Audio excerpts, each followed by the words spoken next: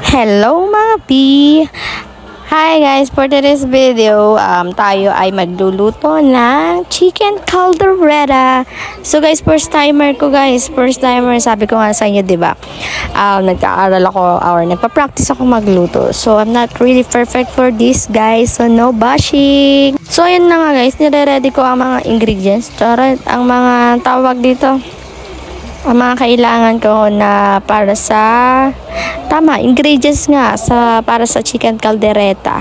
So guys, ayan, sana magawa ko to ng tama. Okay, para hindi naman masayang yung magagamitin ko or mga lulutuin ko for today.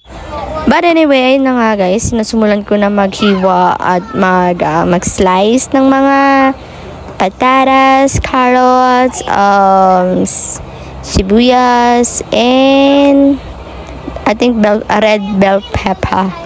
Medyo nahirapan ako dyan guys kasi syempre dinandahan ko kasi gusto ko maingat yung paghihiwa ko niyan. And then, ayan, sa patatas pa lang tayo. Alam niyo guys, napanood ko lang ulit ito kay paring YouTube. So, lahat ng natututunan ko or pinapractice kong lutuin is galing kay YouTube.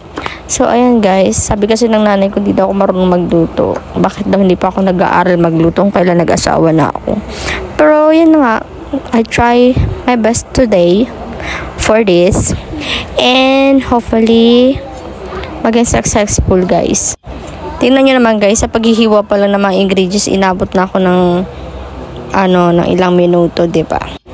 Tsaka dinadamdam ko, ninanamnam ko yung pagluluto ko yan. Kasi nga syempre, gusto kong matutunan ng maayos. Kasi wala dyan ng nanay ko noon nandun siya sa school. Kasama niya yung kapatid ko sa school. So ako yung nandyan and aking kapatid. And then ayan, hindi pa rin ako tapos maghiwa ng mga ingredients. Yan, inisa-isa ko sila. Takot talaga ako kasi humawak ng kutsilyo guys. Kasi ilang beses na ako nasusugatan kapag ako ay naghihiwa ng ingredients. Ito, hindi pa ako tapos umbira hanggang ngayon nag-slice pa ako nag-ano pa rin ako ng bawang. But anyway, samahan niyo ako for today's video sa aking cooking serye.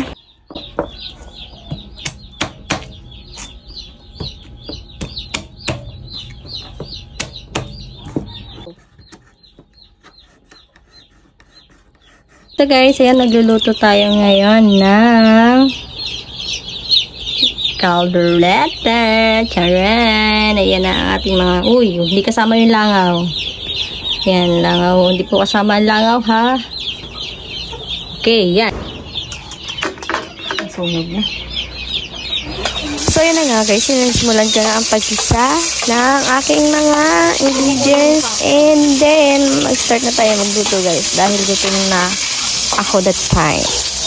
Kagaya ng sinabi ko, hindi ako marunong magluto. Ayan, no bashing.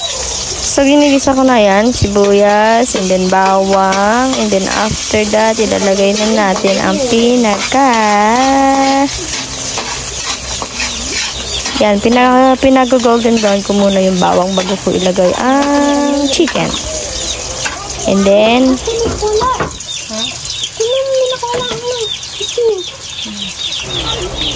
ilagay na natin ang chicken sa ating munting kawali para mag-mix na guys yung ingredients and ang chicken.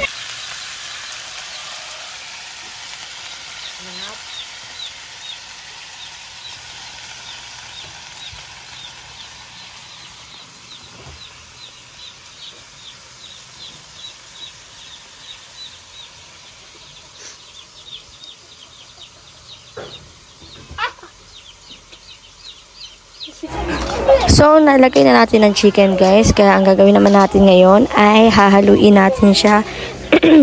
Haluin natin siya guys para lumabas ang mantika ng chicken. And hintayin lang natin siya na medyo mag-golden brown din bago tayo maglagay ng another ingredient sa ating chicken caldereta. And then, ayan na nga guys. Medyo okay ng chicken kaya naglagay na ako ng tomato paste that time. And, ayan guys. So, nag-enjoy talaga ako ng time na yan. Nagluluto. Para ako nagluto-lutoan. Charot. So, yan nga guys. Naglagay na ako ng tomato paste. Tama ba? Pasensya na kayo guys. Talagang medyo bulol ako minsan. Hindi. Actually, hindi lang minsan. Madalas ako nabubulol. Kaya nga minsan ang hirap mag-edit eh. Pero yan, for the go for ng person. And, ayan na guys. Let's mix and mix lang. Mekos-mekos lang natin ng konti. Mekos-mekos lang natin guys. Habang ano daw, yan, maglagay na rin tayo ng water. Palambutin lang natin ang ating chicken hanggang sa kumulo.